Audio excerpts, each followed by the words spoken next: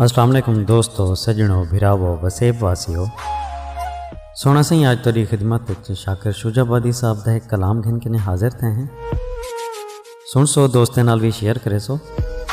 शाकिर साहब फरमेंदन सही के अंदरों अंदरी मुक गया वा, काने वांगू सुक गया वा। अंदरों अंदरी मुक गया वा, काने वांगू सुक गया वा। जिथे झुकना मुनासिब नहीं सी, तेरी खातिर झुक गया वा। तेरे प्यार ने पल्ला फड़िया, जांदा जांदा रुक गया वा। लभदा फिरें जग ते मैनू, धरती हेठां लुक गया वा। हौला सी मैं जानू पावें, पंड दुखां दी चुक गया वा।